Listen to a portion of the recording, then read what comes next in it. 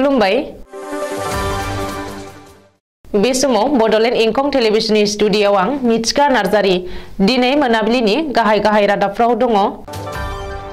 बरपेटायाव गोसो थोनायखौ नेवसिनायनि थाखाय एसिडजों गाग्लोबदों।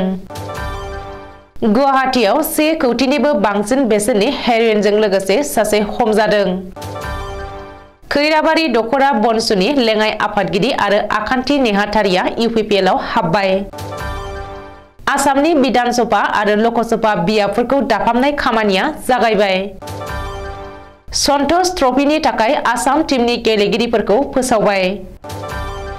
खरसा आसामाव गोबां बरफ गोग्लैनायजों गोजांनाया बांदों। उरिष्यायाव रासियानि सासे दावबायारि उकिलनि गोथै सह' मोनदों। बाक्सानि पकुवामारियाव दुंहाव थासारि आमसुनि गोख्रों सोमावसारनाय।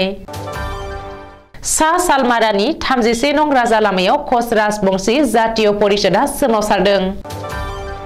गुवाहाटी मेडिकेल कलेज हस्पिटालाव कभिड-19 नि मक ड्रिल। दानिया फैदो आबुं रादाबाव।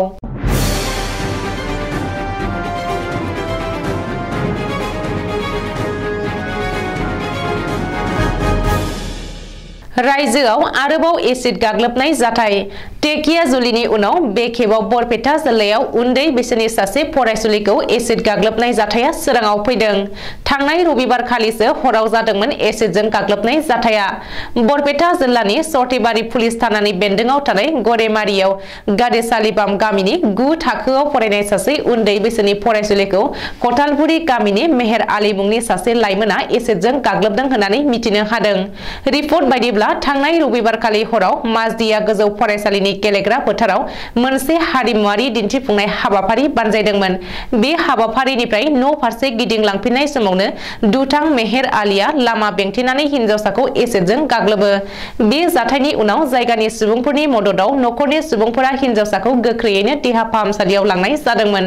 नाथाय एसिडजों गाग्लोबजानानै गोब्राब जोखोम जानायनि जुनै गोजौ फाहामथायनि थाखाय हिनजावसाखौ बरपेटा मेडिकेल कलेज आरो देहा फाहामसालियाव दैथायहरनाय जायो। बबेखानि बे एसिड गाग्लोबनाय जाथायाव हिनजावसानि मोखां, गोदोना आरो बिखायाव गोब्राब जोखोम जादों होननानै सुलुङाव फोरमायदों। मख'नो गोनांदि गोसो थोनायनि थांखिखौ नेवसिनायनि थाखायनो मेहेर आलीया हिनजावसाखौ एसिडजों गाग्लोबदों होननानै हिनजावसानि नखरनि सुबुंफोरा अजद होदों। ओरैहाय माजदिया पुलिसआ एसिडजों गाग्लोबग्रा दुथां मेहेर आलीखौ हमनो हाबाय। बेजों लोगोसे हिनजावसानि नखरा मेहेर आलीनि हेंथायै माजदिया थानायाव एजाहार होदों होननानैबो सुलुङाव फोरमायदों। गुवाहाटी नोगोरमायाव ड्राग्सनि हेंथायै पुलिस बिफाननि गुबुन मोनसे जाफुंसार अपारेशन एडिसिपि कल्याण पार्थनि दैदेननायाव बे अपारेशनखौ खालामदोंमोन। जालुकबारिनि तेतेलियायाव गंसे फ्लेटनिफ्राय गोबांथार बिबांनि हेर'इनजों लोगोसे सासे पेडलारखौ पुलिसआ हमनो हादों आरो बेजों लोगोसे आलम आली मुंनि सासे ड्राग्स पेडलारखौ हमनो हादों। रिपर्ट बायदिब्ला आलम आलीनि फ्लेटआव ड्राग्स फालांगिरि खालामनायनि बागै स्रोद सुलुङाव खौरां मोननानै जालुकबारि पुलिसआ सिग्रोमनायाव 22 टन साबुननि बाक्सुआव गोबांथार बिबांनि हेर'इनखौ बोखांनो हायो, जायनि बेसेना गोसोम बाजाराव 1 कौटि रांनिबो बांसिन जागोन होननानै पुलिसआ फोरमायदों। आलम आलीनि फ्लेटआव सिग्रोमनानै पुलिसआ AA01EH9902 नम्बरनि गंसे मारुति एल्ट' गारि, माखासे गारिनि नाम्बार प्लेट आरो नोगोद 53,490 रांखौबो जब्द खालामनो हादों। पुलिस सुलुङाव फोरमायथिनाय बायदिब्ला पुलिस सिग्रोमनायनि बागै खौरां मोननानै आलम आलीया न'निफ्राय खारखुमानो नाजादोंमोनब्लाबो पुलिसनि जेयाव नाङो। बबेखानि आलम आलीया आफां आसामजों लोगोसे गुवाहाटीयाव ड्राग्सनि गोसोम फालांगिरिखौ गोलाव समनिफ्रायनो खालामबोदोंमन आरो बर' बिबुंनि मेघालयनि सासे पेडलारआ गावनो ड्राग्सफोरखौ जगायोमोन होननानै आलमआ केमेरानि सिगाङाव सिमान लादों। बड' नेशनेल स्टुडेन्टस इउनियन सुंद'यै बनसुनि थाखाय गेदेर खहा। आरोबाव बनसुनि सानै दैदेनगिरिया आफाद नागारनानै खुंथाय गोहोआव थानाय इउपिपिएल दोलोआव हाबबाय। अदालगुरि जिल्लानि बेन्दोंआव थानाय खैराबारि दख'रा बनसुनि लेङाइ आफादगिरि मुंदाव बसुमतारी आरो आखान्थि नेहाथारि सपन नार्जारी मोना दिनै बनसुखौ नागारबोनानै प्रमद बर' दैदेननाय इउपिपिएल दोलोआव हाबबाय। मुंदाव बसुमतारी आरो सपन नार्जारी मोना इउपिपिएल दोलोनि मावनाय दांनायखौ मोजां मोननानै इउपिपिएलआव हाबदों होननानै होननानै फोरमायदों। रिपर्ट बायदिब्ला खैराबारि दखरा बनसुनि लेङाइ आफादगिरि मुंदाव बसुमतारी आरो आखान्थि नेहाथारि सपन नार्जारी मोना दिनै इउपिपिएल दोलोनि आफादगिरि आरो बिटिआरनि गाहाय प्रमद बर'नि न'आव थांनानै मिरु लाइमोन गांखंनि इउपिपिएलनि लेङाइ आफादगिरि फुंखा दैमारी आरो नेहाथारि रंमित स्वर्गियारी आरो बानेश्वर बर'मोननि नुजाथिनायाव इउपिपिएल दोलोआव जयेन खालामो।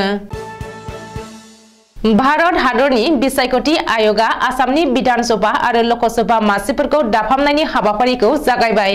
आरपि एक्ट 1950 नि 8A धारा बायदियै आसामनि गासैबो बिधानसभा आरो लकसभा मासिफोरखौ दाफामनानै गोदान सिमा बानायनाय जागोन। 2021 मायथाइनि सुबुं सानखो बायदियै आसामनि गासैबो बिधानसभा आरो लकसभा मासिफोरखौ दाफामनाय जागोन।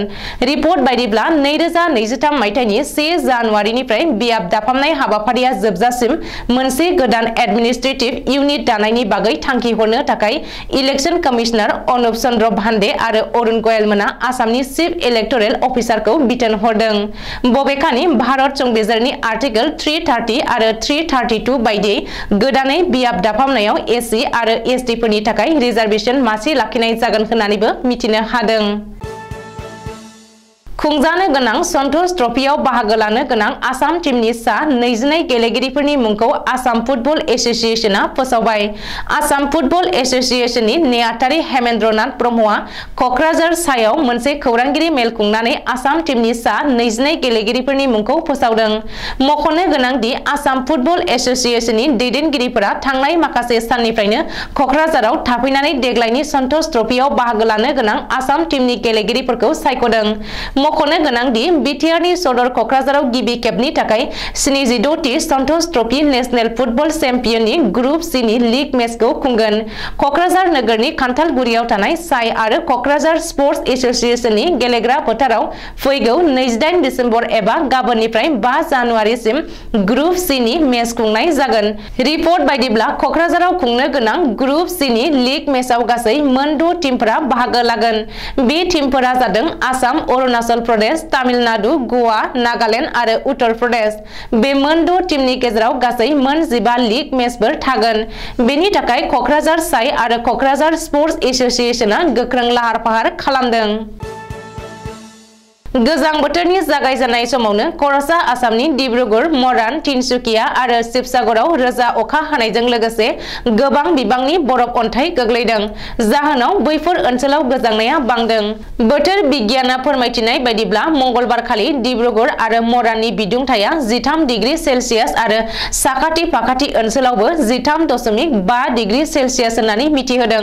आथिखालाव बरफ गोग्लैनायजों खर'सा आसामनि लामा सामाफोरा काश्मीरनि बायदिनो बरफजों खोबथे जाजोबनानै फुदलुन नुलायदों। बेनि अनगायैबो मेघालयजों नांजाबनाय सोनाब कार्बि आलं जिल्लानि माखासे ओनसोलावबो बरफ अन्थाइ गोग्लैनानै बिदुंथाया जोबोद बाङाइ जादों आरो गुसुआ बांदों होननानै बोथोर बिगियाना मिथिहोबावदों। भारतआव साब्रै लोगोजों दावबायनो फैनाय रासियानि सासे उखिला उरिसानि रायगड़ानि गंसे हटेलाव थैनानै थादों। थैनाय रासियानि नोगोरारि आरो खामानियाव उखिलनि मुंखौ भावेल एन्टभ होननानै फोरमायदों उरिसा रायगड़ानि पुलिस एसपि विवेकानन्द शर्माया। हटेलनि 3थि फ्ल'रनि मोनसे खथायाव थैनानै थादों भावेल एन्टभआ। मख'नो गोनां दि 64 बोसोर बैसोनि भावेल एन्टभआ थांनाय 25 दिसेम्बर मोनायाव गावनि 65थि बोसोर जोनोम सानखौ बै हटेलावनो खुंदोंमोन गावनि लोगोफोरजों लोगोसे जयैनो।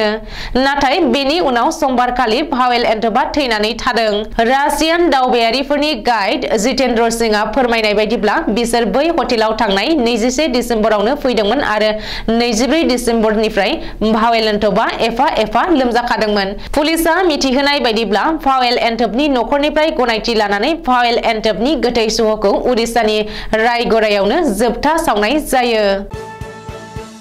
बाक्सा जिल्लानि सालबारि महकुमानि बेन्दोंआव थानाय फाकुवामारि ओनसोलाव दुंहाव थासारि। गोबां सुबुंफोरा सोरखारि हायाव आयेन बेरेखायै न' बां लुनायखौ सोरखारा होस्रांनो लानायावनो ओनसोलाव दुंहाव थासारि सोमजिदों। बे होस्रांनायनि बेरेखायै सोंखारिदों आमसु फरायसा आफादा। गिबि मन्थ्रिनि मुसुखा सावनानै ओनसोलखौ दुंहाव थासारि खालामदों। बाक्सा जिल्ला आमसुनि बे हाबाफारिखौ बाक्सा जिल्ला पुलिस बिफाना गोख्रोङैनो होबथादों। आमसुनि मावफारियाफोरजों पुलिसजों नारा नाथा जायो।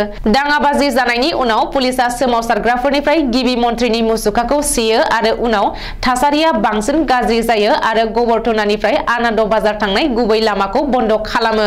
बाक्सा जिल्ला आमसुनि आफादगिरि साइफुल इस्लामा खौरांनि गेजेरजों गोख्रों सोंखारिदों दि दानि बिजेपि सरकारा माइनरिटि मुस्लिम सुबुंफोरखौ गाज्रि आसामनि जायगा जायगानिफ्राय होस्रांनायनि थांखि लादों होननानै गोख्रोङै सोंखारिदों। बङाइगाव जिल्लानि सा सालमारायाव कच राजबंशी जातीय परिषदआ आलादा रायजो कमतापुर आरो एसटि दाबिनानै 3 घन्टा धरना हाबाफारिजों सोमावसारदों आरो 31 नं राजा लामाखौ होबथादों। अदेबानि उननि समाव सा सालमारा महकुमानि लेङाइ मेजिस्ट्रेट मासुम जुसुफ आहमेदआ फैनानै सोमावसारग्राफोरनि आखाइनिफ्राय गांसे मेम'रेन्डामखौ आजावनानै थासारिखौ सुग्लायहोयो। मख'नो गोनां दि बोखावजायै गवालपारा जिल्लाखौ कमतापुर आलादा रायजो दानांगौ होननानै आरो कच राजबंशी हारिनो एसटिनि सिनायथिखौ होनांगौ होननानै कच राजबंशी जातीय परिषदआ गोबाव समनिफ्रायनो दाबि खालामबोदोंमोन। एसियानि गुबुन गुबुन हादराव आथिखालाव करोना एबा कोविड-19 नि गाज्रि गोहोमखौ नोजोर होनानै गुवाहाटी मेडिकेल कलेज हस्पिटालाव मोनसे मक ड्रिल खालामनाय जादों। आथिखालाव आसामाव करोना बेरामा गैथ'वाब्लाबो नाथाय दुलाराय भारतआव गासै 157 कोविड पजिटिभ केस मोननाय जादों होननानै मिरुनि सावस्रि बिफाना मिथिहोदों। गुवाहाटी मेडिकेल कलेज हस्पिटालाव गासै मोन 156 कोविड-19 नि थाखाय बिसना दोनखानाय जादों आरो अक्सिजेनफोरखौ थाग थियारि दोनखानाय जादों। बे मक ड्रिलखौ गुवाहाटी नोगोरमानि जिल्ला बेंगिरिया नोजोर लाखिदों आरो मनिटर खालामदों होननानै खौरांगिरिनि सिगाङाव फोरमायदों। दिनै मोनाबिलिनि रादाबा एसेनोसै। गोजोन्थों।